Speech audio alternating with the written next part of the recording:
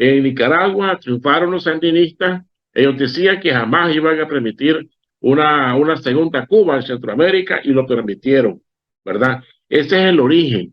Por eso Fidel Castro debe ser el ser más abominable, el ser más detestable por todo latinoamericano, por todo habitante de este continente y por toda Hispanoamérica. Fidel Castro es el gran culpable. Los sandinistas, Maduro, Hugo Chávez, viven hablando de respeto a la soberanía. Si ellos son los principales eh, personajes que hay respetado la soberanía de nuestros pueblos, al cundirla de guerrillas comunistas, al cundirla de armas, como ocurrió con las guerrillas salvadoreñas en Centroamérica en los 80. No olvidemos eso. Al cundirla, ¿verdad?, de personajes que influenciaron a las universidades, a las escuelas públicas, a las universidades y a los sindicatos. Ahí comienza toda esta gente a mover esa efervescencia del socialismo, de quitar a los ricos porque los ricos son los malos, de abolir la propiedad privada, de abolir las libertades públicas. Están callados, están limitados y siguen siendo cómplices del sistema, porque de una u otra forma el sistema bancario está dominado por las políticas arbitrarias que emite el gobierno, el régimen totalitario de Daniel Ortega. Casualmente en esta semana han pasado leyes, se han aprobado leyes que son bastante severas, bastante duras y que están propiciando la entronización de una dinastía sandinista en el poder, lo cual es hasta cierto punto obsoleto y ridículo porque todos estos países del socialismo del siglo XXI están en crisis. Cuba, Venezuela, Honduras, Bolivia y Nicaragua. Pero vuelvo a repetir, ¿verdad? Ellos han sido cómplices, no fueron tontos, no fueron engañados, ellos sabían lo que estaban haciendo. Ellos hasta usaban un lenguaje revolucionario en las palabras, como quien dice, esto es lo mejor que nos ha ocurrido. Y el caldo negativo de ese cultivo lo están pagando ahora que están acallados, que no pueden decir nada, porque saben que pueden confiscarse de sus bancos, sus empresas financieras, etcétera. Entonces, todo esto está propiciando un momento para que la sociedad civil en general, dentro de la cual está la bancaria, asuman un compromiso y un reto más eficaz para la sostenibilidad de la democracia.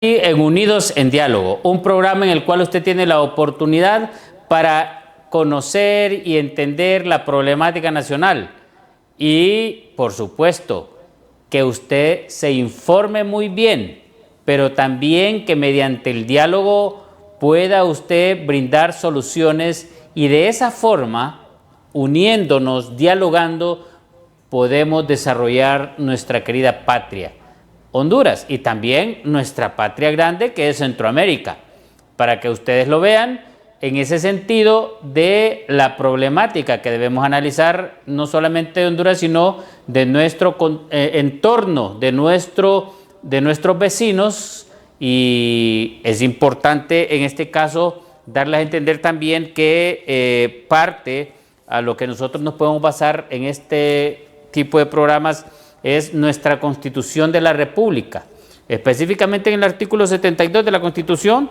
también de la Declaración de Derechos de Virginia, así como también a nuestro invitado la Declaración de Independencia de Estados Unidos, así como la Constitución de Estados Unidos y la Declaración Universal de los Derechos de la ONU, que tiene que ver también con la Carta Internacional de Derechos Humanos, para que ustedes puedan comprender, a los que nos están viendo en diferentes partes del mundo y en diferentes partes del país, pues que definitivamente el día de hoy vamos a abordar un tema muy importante, pero muy caliente también, en el sentido de la situación que vive nuestro país y los países vecinos. Tenemos de invitado hoy una persona muy especial, desde los Estados Unidos, porque allá está exiliado en Estados Unidos debido a la situación de su país y lamentablemente pues no está en su querida patria como él quisiera estar, me lo imagino. Se trata de Ariel Montoya, un escritor. Usa mucho la pluma, análisis, por supuesto, y es un político de derecha. Así que bienvenido hoy al nicaragüense Ariel Montoya a Unidos en Diálogo. Muy buenas, Ariel. Un placer estar con usted y un honor al conocer. ¿Nos puede decir usted dónde nació, dónde estudió y cómo fue que se trasladó a Estados Unidos? Muchas gracias, doctor Ronnie Portillo, por darme esta gran oportunidad de estar con todos los televidentes del Canal 51. Soy Ariel Montoya, nací en la ciudad de Esquipulas, en el departamento de Matagalpa, en el centro norte del país, de Nicaragua.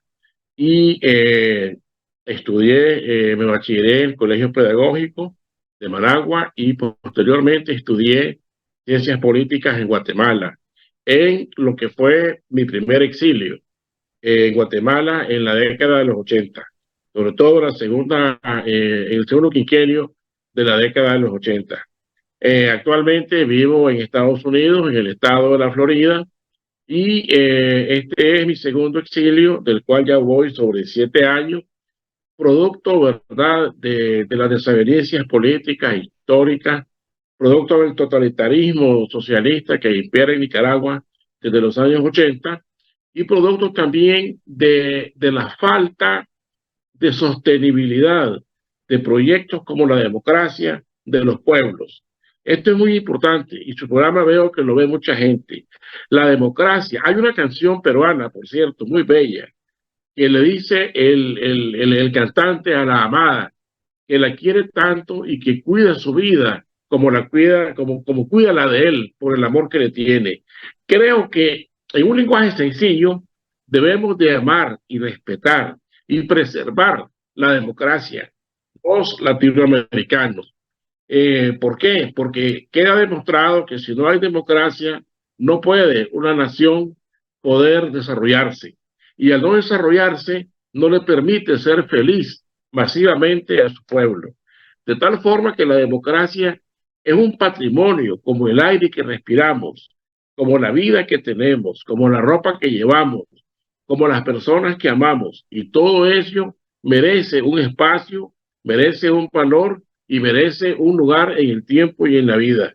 Eh, Creo que la experiencia que está viviendo Honduras actualmente, donde por una parte el éxodo crece, vemos a diario cómo son más los hondureños que aparecen por Europa, por Asia, por Estados Unidos, por Centroamérica, por Sudamérica, etcétera.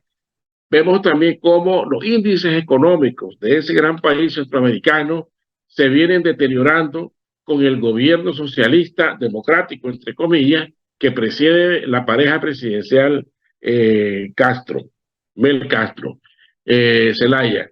Entonces, los hondureños no pueden permitirse volver a tener otro régimen, otro sistema socialista en Honduras, porque entonces van a la debacle. Primero, véanse en el espejo de la vecina Nicaragua. Y segundo, véanse en el espejo de los países socialistas, de los países de izquierda y los países comunistas. No existe un solo país en el mundo comunista, socialista, que sea próspero. La gente podrá decir el caso de China, pero China es un país capitalista, oportunistamente capitalista. No es un sistema que aplique el sistema estatista, el sistema donde se violan los valores individuales de la persona por los valores corporativos, porque el estatismo controla todo. Entonces yo creo que es importante que ustedes como hondureños recapaciten, que vean el espejo de Nicaragua, vuelvo a insistirles, y que se den cuenta que el socialismo al único que beneficia es al partido de gobierno. La economía cambia, pero para ellos. Los bolsillos se inflan de dinero, pero para ellos. Mientras el pueblo se muere en la más triste de las realidades económicas. Ese es un panorama que está viviendo Honduras, pero que también lo padece Bolivia, lo padece Nicaragua. Veamos la pobre Cuba.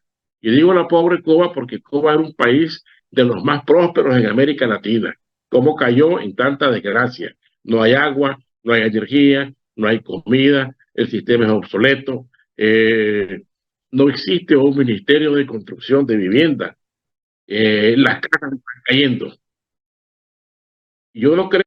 Me gustaría saber, en base a su experiencia y en base a su país, Nicaragua, cómo empezaron a manifestarse esas situaciones de instaurarse un gobierno como el que tienen actualmente y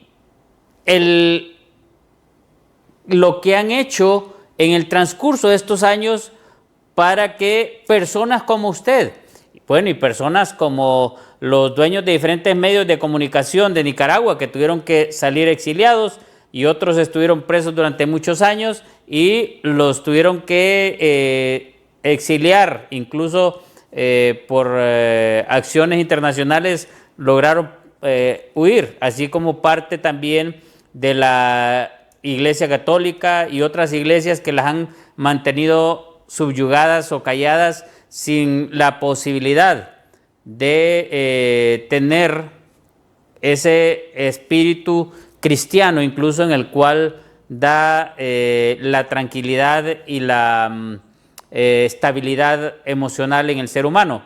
¿Dónde fue el punto de quiebre y cuáles eran los síntomas de inicio de ese tipo de gobiernos, Ariel? Hay que hacer un poco de historia y vamos a hacerlo brevemente.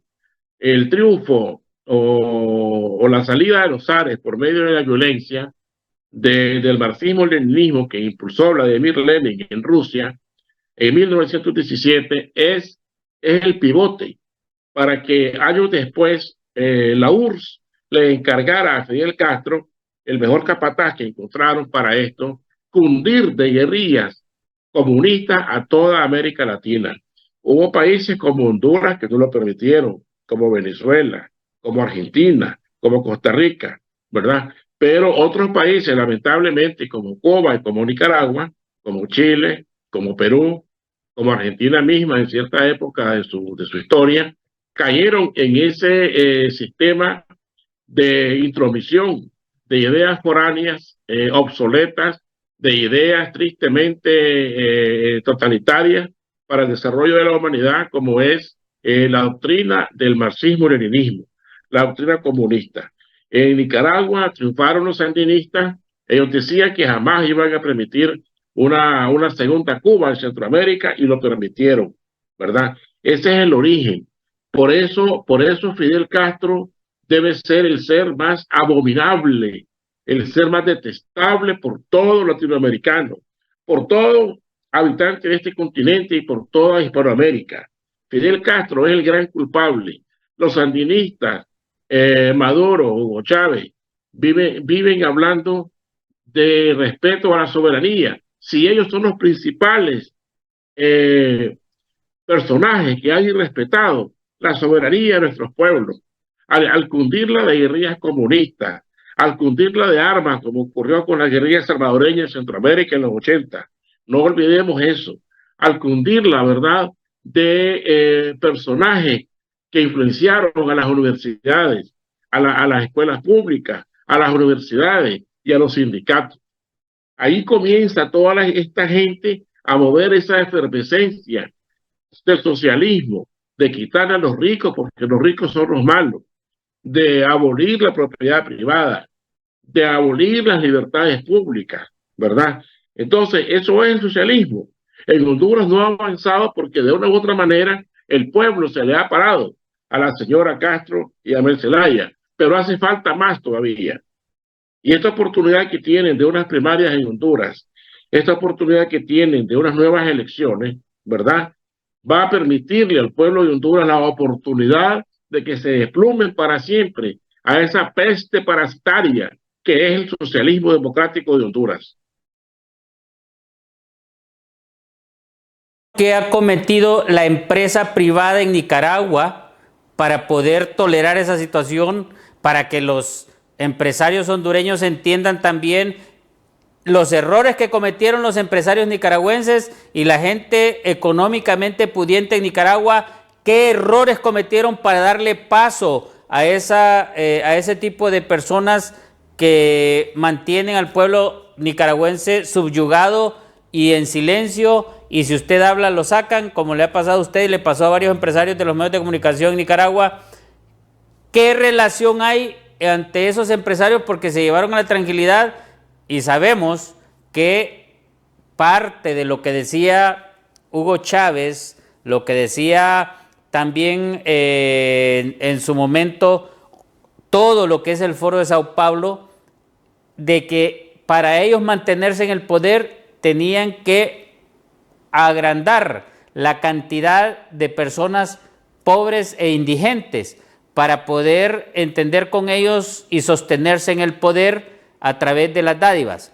Pero eso es parte del no generar empleo y la inconformidad que en los países como los nuestros sucede, de tal forma que hay hondureños, hay una gran cantidad de hondureños que van en caravanas, nicaragüenses, salvadoreños, de Salvador incluso van una gran cantidad, si eran casi similar la última vez que vi las cifras de hondureños y salvadoreños que salen de estos países a buscar un mejor derrotero en Estados Unidos.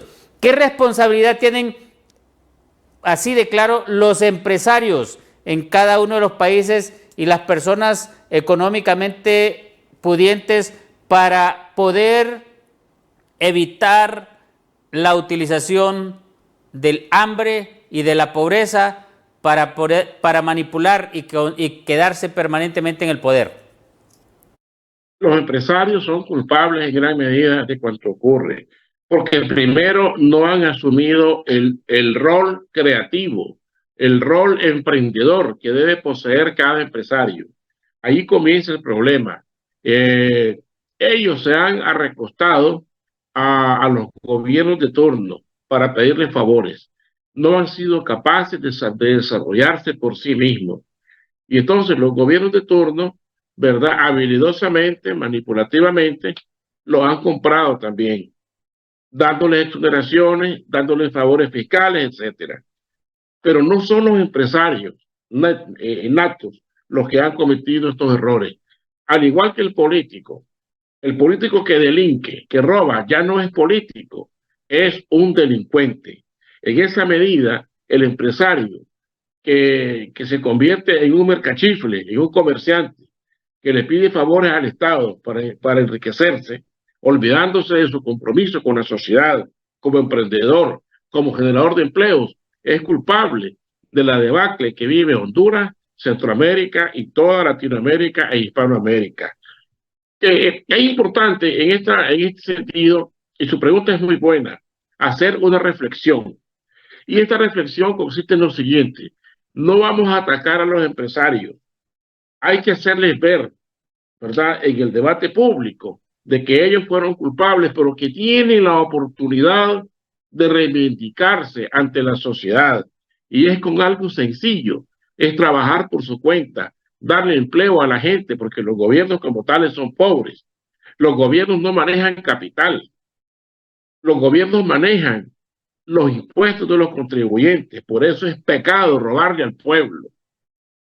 Pero en Centroamérica, el que llega al poder sigue concibiendo el Estado botín, es decir, el Estado para que se engrandezca económicamente. Entonces es importante que los empresarios de Honduras, al igual que de toda Centroamérica, se quiten esa visión de la cabeza, puedan darse cuenta de que ellos son importantes en una sociedad que aspira a transformarse cada día más hacia la democracia. Yo considero que en este sentido los empresarios deben de ser consecuentes. En Honduras hay grandes propuestas políticas, una de ellas la encabeza de hecho el general Romeo Vázquez, un hombre que en vez de verlo como un héroe, la comunidad internacional, una parte de ella como Estados Unidos, lo vio como un delincuente y le quitó la visa. El problema es que no solamente los empresarios, los políticos, las sociedades han estado adormiladas, han estado con el cerebro vaciado, han estado con el cerebro comprado y lavado por el comunismo internacional. Es hora de que cambiemos con esa medida. Es hora de que la gente... A los empresarios nicaragüenses y a los políticos nicaragüenses, Ariel, Dígame. ¿qué le pasó a los empresarios nicaragüenses que fueron engañados en su momento o embobados? ¿Y qué le pasó a esos políticos también que fueron embobados o engañados? ¿Cómo están ahora? ¿Siguen ellos disfrutando de sus actividades o tuvieron que salir exiliados o ser callados esos políticos? Porque yo no escucho a ningún político nicaragüense que haya levantado cabeza, y todo el que levanta cabeza no puede participar porque le buscan algo. Entonces, ¿qué le pasó realmente a esos empresarios que no entendieron en su momento y a esos políticos que no entendieron en su momento? ¿Cómo están ellos en este preciso momento? Ellos están están callados, están limitados y siguen siendo cómplices del sistema, porque de una u otra forma el sistema bancario está dominado por las políticas arbitrarias que emite el gobierno, el régimen totalitario de Daniel Ortega. Casualmente en esta semana han pasado leyes, se han aprobado leyes que son bastante severas, bastante duras y que están propiciando la entronización de una dinastía sandinista en el poder, lo cual es hasta cierto punto obsoleto y ridículo, porque todos estos países del socialismo del siglo XXI están en crisis: Cuba, Venezuela, Honduras, Bolivia y Nicaragua. Pero vuelvo a repetir, ¿verdad? Ellos han sido cómplices, no fueron tontos, no fueron engañados, ellos sabían lo que estaban haciendo. Ellos hasta usaban un lenguaje revolucionario en las palabras, como quien dice, esto es lo mejor que nos ha ocurrido. Y el caldo negativo de ese cultivo lo están pagando ahora, que están acallados, que no pueden decir nada, porque saben que pueden confiscarse de sus bancos, sus empresas financieras, etcétera. Entonces, todo esto está propiciando un momento para que la sociedad civil en general, dentro de la cual está la bancaria, asuman un compromiso y un reto más eficaz para la sostenibilidad de la democracia.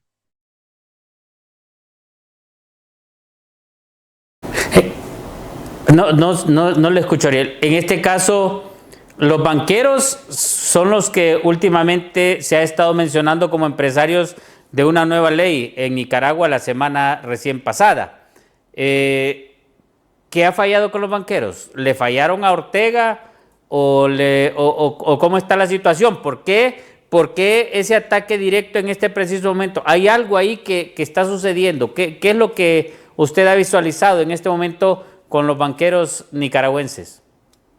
En el fondo de sus conciencias están molestos, están inconformes, pero ninguno de ellos ha levantado la voz, ¿verdad?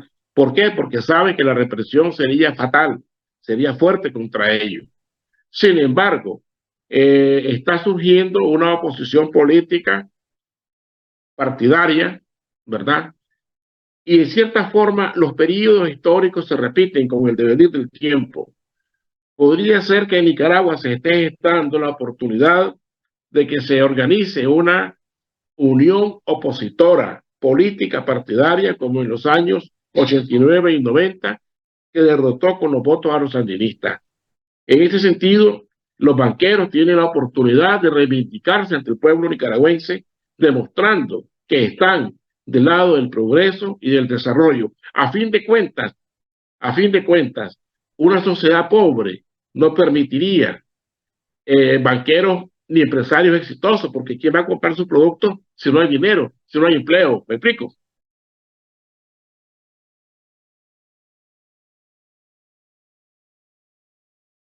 Ariel, en este caso sería bueno saber incluso cómo le está yendo a los defensores de derechos humanos en Nicaragua en relación que muchos defensores de derechos humanos en diferentes países también sufren en los diferentes lugares donde defienden los derechos humanos. Y lo otro que nos inquieta también es en relación a lo que usted acaba de mencionar, una posible alianza opositora y el aspecto en el cual podría enfrentar una oportunidad el pueblo de Nicaragua, ya que, bueno, se lo diré así y con la disculpa del caso, pero es que han sufrido una tras otra con la dictadura de Somoza y luego con esta otra dictadura que son dictaduras familiares definitivamente, o sea, pasan de una familia a ser dirigidos por otra familia. ¿Cómo está en este sentido, cree usted, la oportunidad también para que la oposición se organice en este preciso momento en Nicaragua? Ya que se ve de una u otra forma que puede haber debilidad del actual gobierno por la cantidad de años y la realidad que está pasando el pueblo nicaragüense, Ariel. Se está creando una oposición política partidaria. Es difícil, la misma oposición de la sociedad civil se hace la ciega, la sorda y la muda, no quiere reconocerlo, porque ellos no han logrado convertirse en esa banda política que pueda llevar a una negociación que continúe generando oportunidades para una salida del conflicto. Hay una oposición política, gira en torno al Partido Liberal Independiente, el PLI histórico, ¿verdad? Y hay mucha gente que está sumándose, no se pueden dar nombres porque la represión es terrible, pero recordemos una cosa, existen herencias grandes del pueblo nicaragüense que son la mejor garantía de la defensa y de la expresión masiva del voto nicaragüense, como el voto de los contras, por ejemplo, que usted no deberá recordar. Los contras están dispersos en todo Nicaragua. Y hablamos del voto del que fue guerrillero contra, de la mujer, de los hijos y de los nietos que han crecido bajo estos sistemas opresivos. Hay una oposición política que está empezando a visualizarse, a tomar contactos a nivel internacional, a relacionarse con otros sectores políticos y creemos que de una u otra forma el fin del socialismo en el siglo XXI está cerca. Todo el mundo está a la expectativa de lo que ocurra en Venezuela el próximo 10 de enero, donde descaradamente se han robado las elecciones, porque los socialistas así son, se roban las elecciones. Veamos Mel Zelaya cómo intentó por sus pistolas crear la cuarta urna para reelegirse. Es una sed enfermiza de poder, es una sed insoportable. Son personas que tienen enfermedades mentales patológicas en la cabeza, son psicópatas de la política. Y esas personas, de Fidel Castro para acá, le han hecho un daño terrible a América Latina. En ese sentido, es importante saber usar los espacios que nos permite la democracia para poder ir adelante. ¿Perdón? ¿Habrá alguna vacuna para esa enfermedad que usted menciona? Sí, sí, claro que sí. Hay que generar programas. Hay que generar programas para que la gente se dé cuenta de que lo que vendieron con las revoluciones, con la izquierda, con el socialismo, fue una estafa política. Porque los pobres no han dejado de ser pobres con los gobiernos marxistas. Están peores. Veamos el caso de Venezuela, el caso de Cuba, que es más patético, un caso enfermizo, un caso que no tiene nombre en el concierto de la democracia mundial.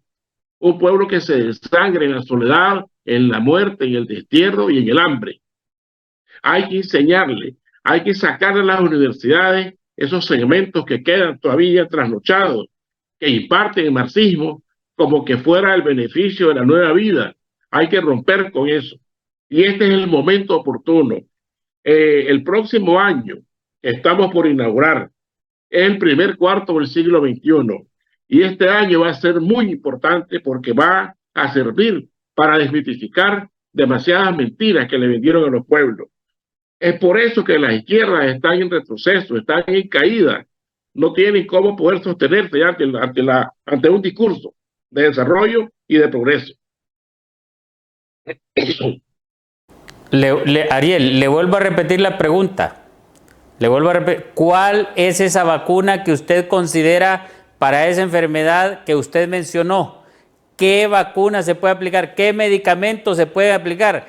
¿Cómo se puede prevenir que este tipo de gobiernos totalitarios y que realmente sí son dictaduras, porque son dictaduras de familia, por Dios santo, así como la fue Somoza, que estuvo muchos años y así ha estado esta otra familia en su país? Pero ¿cómo podemos, en el caso de ustedes, ya toca la medicina? En el caso de otros países de la región, tocará una vacuna. ¿Cómo considera usted? ¿Quiénes son los posibles actores para poder evitar que caiga esa enfermedad que usted dice en los países de la región y que puedan sanar a Nicaragua, tal y como usted dice, como esa enfermedad? ¿Quiénes deben tomar realmente esa última, porque ya les queda la última realmente esperanza? Porque los que tenemos dificultades de salir de nuestros países no lo vamos a hacer, ni ahora ni después, porque nos va a tocar difícil la situación. Los que son pobres no van a dejar de ser pobres, y más bien, como decía Hugo Chávez, como decía Petro, como decía todos los del ala del Foro de Sao Paulo, que a ellos les conviene mantener la pobreza en los países para ellos poder conservar el poder, porque con los pobres ellos mantienen el poder en sus países en ese sentido. Vacuna y medicamentos que usted considere para evitar esas enfermedades que usted ha mencionado, Ariel. Unir a la familia democrática en torno a un proyecto de derecha en el cual se proficien gobiernos limitados, porque los gobiernos, cuando son pequeños, tienen menos chance de fomentar la corrupción. Los países centroamericanos son países pequeños, no requieren de montones de ministerios. Veamos el caso de Argentina, donde el presidente Milei hizo una reforma estructural sensata y tremenda. Acabó con la burocracia, acabó con los mantenidos, un montón de vagos, un montón de gente que no hacían nada, pero que estaban chupando el presupuesto del pueblo argentino. Entonces, creo que la vacuna está en hacerle ver a la gente que la izquierda no tiene ningún sentido ante la historia, que es un fracaso total.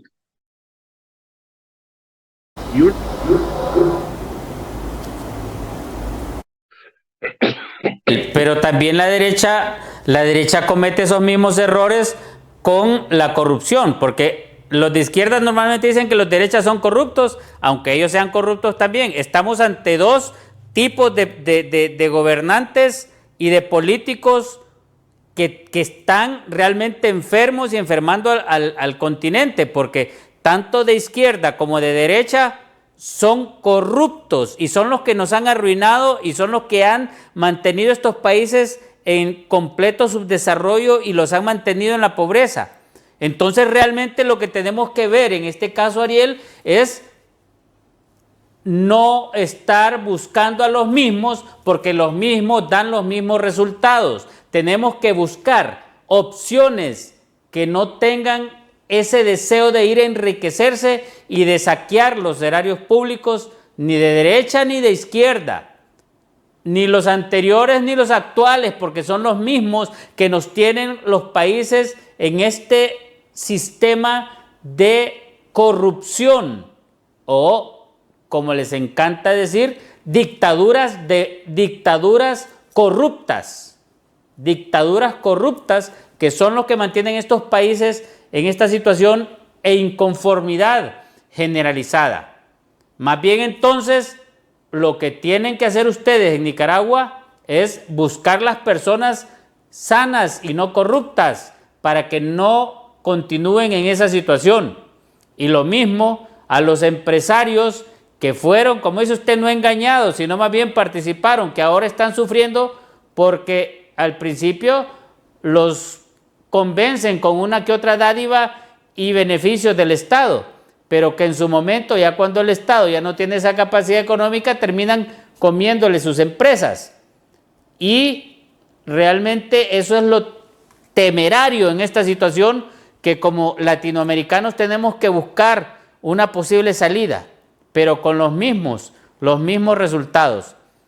Ahora, en este caso sería importante, Ariel, y que usted vaya analizando, porque nos vamos a ir a una pausa. Realmente, ¿qué es lo que está pasando en Nicaragua y cómo salir de esa situación en la que están sometidos ustedes para que los hondureños, tanto el nivel empresarial, el nivel político, entiendan que en Nicaragua es lo que están viviendo? Aunque algunos políticos, y bueno, malos políticos y malos hondureños están en Nicaragua huyendo por las sinvergüenzadas que posiblemente hicieron. No soy yo el que los voy a juzgar, porque no soy juez ni soy autoridad, pero para que analice esa situación usted mientras vamos a la pausa, y cuando venga nos puede exponer esa situación para que propios y extraños de Nicaragua abran un poco los ojos. Vamos a la pausa, ya retornamos con ustedes aquí en Unidos en Diálogo. Unidos en Diálogo, un programa en el cual usted tiene la oportunidad de señalar lo malo que están haciendo nuestros políticos, nuestros gobernantes, nuestros empresarios, en relación a poder limitar las necesidades básicas del ser humano. Pero Unidos en Diálogo trata de unirnos como sociedad, como personas, como familias, para buscar soluciones a esos problemas. Por eso es que antes de irnos a la pausa le preguntamos a Ariel realmente que nos diga lo que están sufriendo los nicaragüenses en este preciso momento, y los empresarios que en su momento cometieron el error, ya sea engañados o por su propio deseo de ser engañados, ¿cómo les está yendo en este momento? ¿Cómo ha sucedido con los empresarios de los medios de comunicación de Nicaragua que tuvieron que salir? Bueno, los sacaron del país en aviones directos y les quitaron hasta la nacionalidad. ¿Cómo está eso, Ariel, en relación a lo que está sucediendo en su hermoso país de Nicaragua? En realidad, en el año 2007, cuando Daniel Ortega vuelve a imponerse en la banda presidencial, inició un proceso de pláticas con los empresarios, con la cúpula del Consejo Superior de la Empresa Privada, del COSEP, en el cual él les dijo: yo voy a la política y ustedes vayan a los negocios, pero evidentemente contando ellos con una serie de favores fiscales que le permitieron a los empresarios aumentar sus riquezas en muy poco tiempo. Como consecuencia de esto, se generó en el país una crisis que fue erosionándose, una crisis institucional, y la gente empezó a protestar, los estudiantes sobre todo, los ancianos del Seguro Social, que le querían recortar más sus miserables pensiones que se habían ganado con el sudor de su frente por toda su vida. Y esto fue originando una serie de situaciones políticas que llevaron al régimen de Ortega a arrinconarlo en el año 2018. Pero es importante tomar en cuenta otro factor. Muchos empresarios también provienen del sandinismo, y muchos empresarios de medios de comunicación, como usted señala, también provienen del sandinismo, y son producto de esa gran crisis que hay en Nicaragua, y que es una crisis primero entre sandinistas, que tendrán que resolverla ellos por su cuenta, y la otra, la del la del régimen contra el pueblo de Nicaragua, que es donde todos los nicaragüenses, de una u otra forma, estamos dando la batalla para que haya un cambio social, para que haya un diálogo político que permita elecciones libres en el 2026. Y ese diálogo solo se puede hacer comprendiendo que Daniel Ortega tiene el poder económico y las armas bajo su disposición. Hacerle ver que como nicaragüenses el país no es una finca, una hacienda de él, haciéndole ver que hay que recurrir siempre a las herramientas de todo civismo, que es el diálogo y la democracia, como bien se llama su programa. Bajo esa perspectiva, es que nosotros creemos que es posible ver una luz al final del túnel de lograr ese diálogo político que nadie más lo ha impulsado que quienes están ahora con la propuesta política del Partido Liberal Independiente, el PLI histórico, que pertenece al ex vicepresidente Virgilio Godoy, un liberal de peso. Pero yo quiero comentarle y decirle algo más también. Cuando la derecha se corrompe, no es derecha, es delincuencia política. Y se está comparando igual que la izquierda viciada y corrupta. Necesitamos crear una derecha organizada, pero también una derecha humana, una derecha que se forje en las leyes de la economía de libre mercado. Y tenemos grandes visionarios, ¿verdad? En la doctrina económica, como von Hayek, ¿verdad? Como Adam Smith. Yo creo que una persona de derecha que conozca a Adam Smith, a von Hayek, que sepa el valor del Estado en una sociedad y el rol del individuo como un ser libre, jamás podrán ser corruptos. ¿Cuál es lo que pasa? Vean los partidos políticos en Honduras o en Centroamérica. Lo conforman los malos, porque los buenos no se meten en política.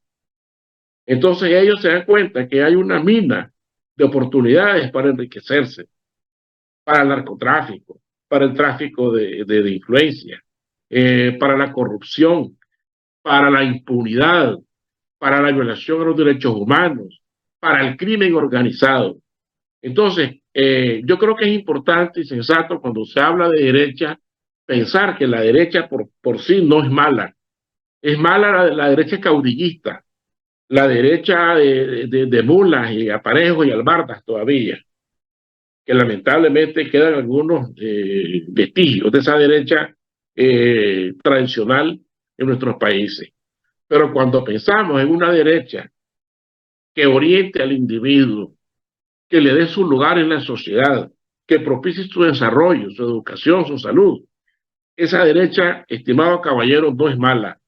En cambio, el socialismo y la izquierda lo que ha ofrecido únicamente es garrote a los que se oponen a ella y pobreza a los que se oponen a ella.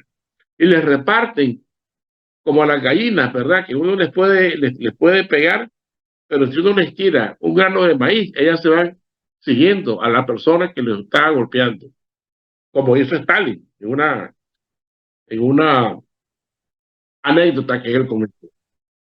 Bajo. Ahora, Ariel, yo quisiera hacerle otra pregunta en relación a lo que usted está hablando de empresarios. ¿Cómo, Ariel, solo quiero hacerle una pregunta para que usted nos aclare un poquito más en este tema también. Conocemos, por ejemplo, lo que es un empresario como Carlos Peas Chamorro, que viene más o menos desde hace muchos años. ¿Y cómo está en este caso, en ese nivel que se encontraba Daniel Ortega y su familia en comparación económica de ambas familias desde hace muchos años? ¿Cómo es esa situación entre esos? Yo le pongo un ejemplo porque es uno de los empresarios más famosos de Nicaragua, ¿verdad? El primer lugar de la lista de multimillonarios, que me imagino que está muy bien con el gobierno, pero la idea es cómo en estos momentos creo que la familia de Daniel Ortega también está llegando ya a los niveles de multimillonarios en la región centroamericana y latinoamericana, así como lo fue en su momento los familiares de Castro en Cuba, como los familiares de Chávez y de Maduro en Venezuela. ¿Cómo está esa situación. ¿Tienen esa información ustedes? Yo creo que la familia Pelas Chamorro debe estar preocupada porque tiene la espada de Damocles de Ortega encima de su cabeza. Ellos, si abren, sacan un comunicado en contra del gobierno, seguramente lo van a hacer poniendo el pie en el avión para irse al exilio, ¿verdad? Y vuelvo a repetirle, si queremos unificar una propuesta política para salir de la crisis, debemos darnos cuenta de que en ese proceso todos los que venimos de un origen democrático somos parte de la solución de una u otra forma. En este sentido, el capital privado de Nicaragua tiene en sus manos la oportunidad de reivindicarse ante esta situación tan oprobiosa que en la que cayeron al ser leales a un sistema represivo como fue y como ha sido y como sigue siendo el de Daniel Ortega. No creo que estén ellos en su mejor momento, ellos están pasando una situación difícil y yo creo que es importante que sepan que el pueblo de Nicaragua estaría dispuesto a tenderles la mano también para que sean parte de la solución. A fin de cuentas, por muy fuerte que sea un ejército, no tendrán 6 millones de balas para matar a cada ciudadano de Nicaragua. Y ahí está el poder de la unión, ahí está el poder de la fuerza, ahí está el poder de la unidad. Si logramos que esa intención de una organización política partidaria emerja, surja y llame la atención y la imaginación del pueblo de Nicaragua para poder cambiar al país.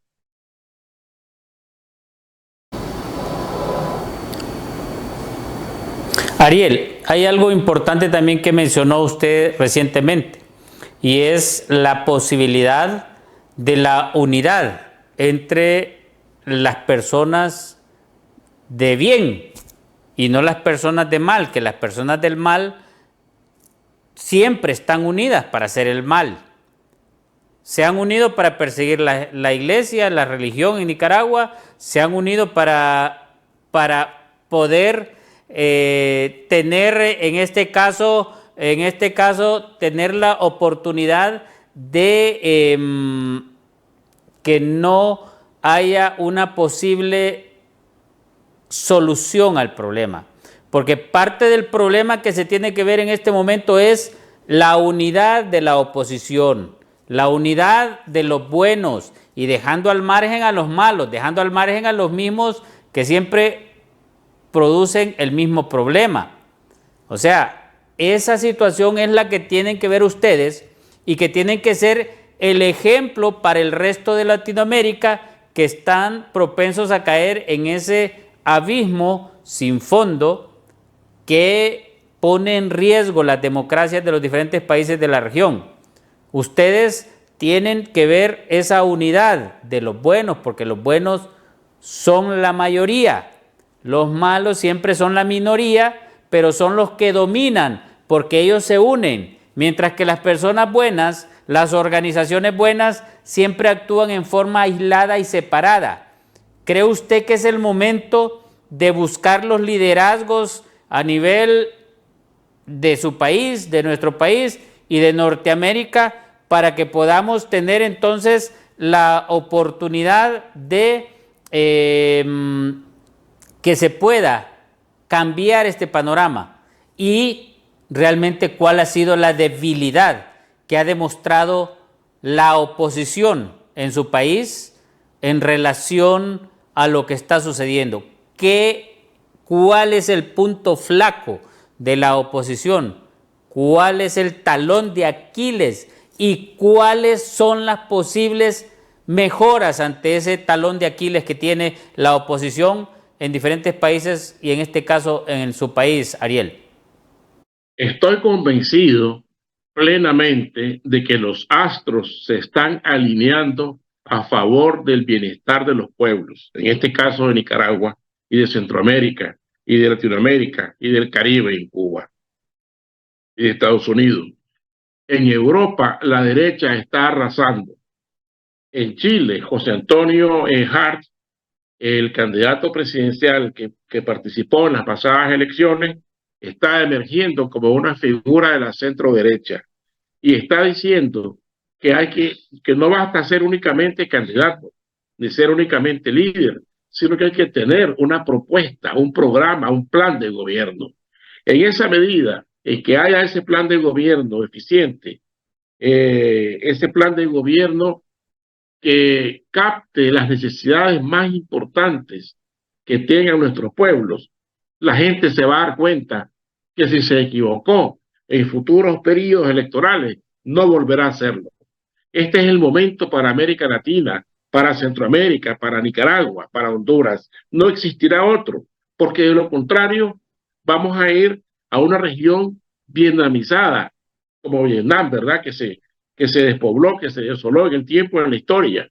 Vamos a llegar a una Cuba desolada también, harta de miseria, harta de hambre misma y harta de libertad, que es lo único que le ha dado el sistema comunista de Fidel Castro. Hablando de personas buenas y malas, le quiero decir algo. Mucha gente dice que Fidel Castro era malo, pero que era inteligente. No puede haber personas inteligentes para haber hecho tanta maldad como la que este hombre hizo en Cuba, como tanta maldad hizo en América Latina. Yo creo que los pueblos, las personas, tenemos que sacarnos la basura que tenemos en el cerebro con, con tanto bombardeo ideológico que nos han metido en la cabeza. Desde 1917, cuando triunfó la revolución comunista de la URSS, y desde que estaba Fidel Castro en el poder. En la medida en que creemos, en que fortalezcamos una propuesta política, vamos a enrumbar nuestros países a un sistema de oportunidades. Pero eso se va a lograr poco a poco, no va a ser de un día para otro. Por eso es importante primero consolidar un diálogo político. Decía Konrad Adenauer, si hay que sentarse con el diablo para beneficio de Alemania, de mi país, estoy dispuesto a hacerlo. Los nicaragüenses estamos dispuestos a dialogar con Daniel Ortega para buscar una salida a esta crisis, para hacerle ver que tiene que dar elecciones libres, en las cuales el pueblo evidentemente las va a ganar, porque tampoco él tiene otra salida, no hay otro camino para estos dictadores. Maduro está preocupado, Raúl Castro está por morir, Díaz-Canel ha sido un fracaso. Entonces, ¿qué es lo que queda? Lo que queda es sencillamente propiciar acuerdos políticos, pero acuerdos políticos transparentes, de cara al pueblo, sin pedir nada por debajo de la mesa. Y en esa medida vamos a crear mejores sistemas políticos, evidentemente desde la derecha, porque la izquierda ya se agotó en el tiempo, no tiene nada que ofrecer, no existe la tal sensibilidad social, el desprendimiento humano por los pobres, nunca lo hubo, señores, jamás lo hubo, jamás existió, y contra eso hay que estar preparado y hay que dar la batalla cultural contra el totalitarismo y la barbarie. Ariel, ¿cree usted que en este momento la oposición nicaragüense tenga oportunidad ante un Daniel Ortega que tiene en este preciso momento a más de 18 políticos de oposición prisioneros, en este momento en el cual tiene silenciadas a las iglesias cristianas y de otras denominaciones? ¿Cree usted que Daniel Ortega le va a escuchar? ¿Y cree usted que tendrán la oportunidad en Nicaragua de dialogar con Daniel Ortega como cuando se vio hace algunos años que dialogó con algunos estudiantes y después fueron perseguidos y desaparecidos? Dijo algo muy importante usted ahorita al final. Dialogó con unos estudiantes, no con políticos. Ahí está la clave de todo. No hubo un seguimiento político y entonces él se dio cuenta de ese gran vacío y volvió a reprimir al pueblo. Creo que Daniel Ortega debe estar claro que nosotros los nicaragüenses estamos trabajando en ese proceso de unidad política. Cuando seamos más, vamos a acorralarlo, vamos a hacerle ver que tiene que dialogar y que tiene que dar elecciones libres. El país, a fin de cuentas, no le pertenece a él, ni la libertad de 6 millones, 7 millones de nicaragüenses. En la medida en que nos unamos, en esa medida vamos a propiciar, primero, ser un ejército de ciudadanos que queremos la paz, la democracia y la libertad. Y una vez que estemos unidos, va a ser imposible que no podamos derrumbar los obstáculos que se nos presenten para ganar la democracia, para aspirar a la libertad y para ser felices socialmente como merecemos serlo los seres humanos.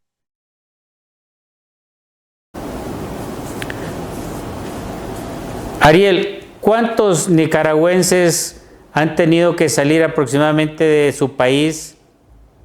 Porque así como usted y como los hondureños amamos nuestra tierra, usted como nicaragüense y los nicaragüenses aman su tierra, sus costumbres, sus familias, sus hogares. ¿Cuántas personas han destruido sus hogares en relación a esta parte política y han tenido que huir de su país en consecuencia a las políticas adoptadas por el régimen de Daniel Ortega? Cifra, creo que ya supera los 2 millones de nicaragüenses. No hay gente que trabaje en la finca para cortar el café. No hay mano de obra. En los 80 se venía la gente, se venían los jóvenes, como fue mi caso, por evitar una muerte en el servicio militar obligatorio, de facto. Pero ahora eso ya cambió. Ahora se van los hijos, se van los ancianos, se van los padres, se van las mujeres, se van las novias, las esposas. El éxodo es constante. Gracias al pueblo de Estados Unidos que ofreció el parole y muchísimos nicaragüenses han logrado salir de Nicaragua. Quieren volver a su país, quieren volver a su terruño, pero no lo van a hacer ahorita porque saben que lo que les espera es la cárcel, es el presidio y es nuevamente la tortura política. Entonces, ya somos más de 2 nicaragüenses los que estamos en el exilio. Esto no puede ser toda la vida así. Esto tiene que cambiar fuera de Nicaragua. Millones de nicaragüenses fuera de Nicaragua. Aproximadamente. ¿Qué pasó con esas 200 personas que fueron trasladadas en un avión desde Nicaragua hacia Estados Unidos? ¿Qué pasó con esas 200 personas que fueron trasladadas desde Nicaragua hacia Estados Unidos? ¿Cómo están esas familias y cómo han recuperado? Porque esas 200 personas son las que estaban presas, sufriendo en Nicaragua durante muchos años. También pertenecieron al sandinismo, ¿verdad? Y otros que salieron, que están trabajando, están dando clases en algunas universidades, están trabajando, algunos son obreros, trabajan en la construcción, ¿verdad? Pero todos ellos, pues, de una u otra forma son parte de esa crisis política, ¿verdad? Despótica que ha implementado el régimen de Nicaragua. Esto debe cambiar, esto ya no puede continuar así, y por eso los nicaragüenses invitamos a todo el pueblo de Nicaragua a que se entere, a que se nutra de información y que se sume a una propuesta de unidad política partidaria, liberal, conservadora, contra, independiente, de derecha, ¿verdad? Que es la única que puede llevar a Nicaragua al desarrollo.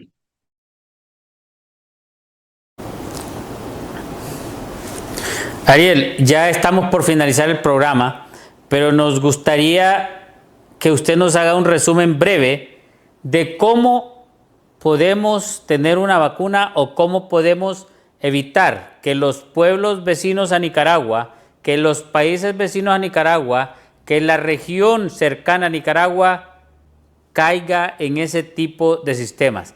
¿Qué consejo le daría usted a los hondureños, salvadoreños, guatemaltecos, costarricenses, panameños de Belice? ¿Qué consejo le daría usted a los empresarios, a los políticos y a los pueblos en general para evitar caer en ese tipo de dictaduras familiares? esenciales. Primero, alejarse de la izquierda, alejarse de todo sistema que prometa reivindicaciones sociales cuando nunca las han dado, cuando han estado en el poder. Eso es lo primero. Hay que combatir ese marxismo cultural, hay que combatir toda esa influencia de la cultura en la cual sobresale el odio de clases, en la cual sobresale el resentimiento social, el odio a Estados Unidos. Eso no es natural que provenga. El odio a Estados Unidos es parte de una doctrina del sistema comunista que Fidel Castro la metió, la incubó como una vacuna, como el COVID, en toda América Latina. Los estudiantes crecieron odiando a Estados Unidos, pero lo cual es una contradicción enorme, porque a la vez a todo mundo le gusta el capitalismo, a todo mundo le gusta Estados Unidos, a los mismos comunistas les gusta Estados Unidos. Aquí estudian sus hijos, sus esposas las envían a hacer compras, les encanta McDonald's, les encanta Friday, les encanta el consumismo de Estados Unidos, lo cual está bien. Eso por una parte. Y por otra parte, a conocer más la historia, a darnos cuenta de que qué tan importante, de que qué legados ha dejado el marxismo-leninismo, las revoluciones de izquierda de beneficio a los pueblos. Y se va a dar cuenta la gente que ninguno. Pero habrá quienes digan, ¿cómo no? Lo que pasa es que el imperialismo ha bloqueado. No, señores, Estados Unidos no ha bloqueado a nadie. Estados Unidos no ha terminado con ninguna guerrilla. Ahí está Cuba, qué mejor caso que ese. Ellos mismos se autodestruyen porque con el tiempo demuestran ser unos ineptos de primera marca, bajo un sistema de ineficiencia, en el cual solo progresan los beneficios personales para ellos mismos, para la nueva élite que surge, la nueva aristocracia del poder. Pero todas las izquierdas son malas.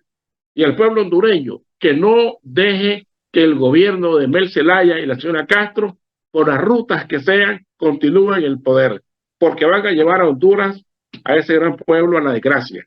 Y al pueblo de Nicaragua, a que nos unamos políticamente para desafiar cívicamente al régimen de Daniel Ortega, que sigue haciendo daño al pueblo de Nicaragua. Ese es el mejor mensaje que podemos compartir quienes amamos la democracia, justo ahora que estamos terminando un año y que se abre un año nuevo, que tenemos que verlo con esperanza, con empatía, con resiliencia, pero también con fortaleza de que vamos a aportar nuestro grano de arena para que las cosas sean mejor, para que podamos volver a nuestros países, para que nuestros hijos dejen de ser personas que no puedan estudiar libremente y no sean perseguidos o sean producto de esa crisis psicológica familiar que vive a diario cada hogar de Nicaragua. Gracias, Ariel. Gracias. La próxima semana tendremos invitada incluso a una persona venezolana que está en el exilio también, para que nos aborde la situación de nuestros queridos hermanos venezolanos. Pero quiero agradecerle a usted públicamente por la oportunidad que nos ha dado de escuchar ese mensaje y esa situación real y cruel que están viviendo los nicaragüenses y las opciones a un mejor futuro, ya que unidos en diálogo, lo que aspira realmente unidos en diálogo, un programa como este en nuestro país, es que creemos que el diálogo sincero y la participación ciudadana son las herramientas claves para poder construir un futuro más justo y próspero para todos los hondureños y latinoamericanos, por supuesto. Hasta el siguiente programa.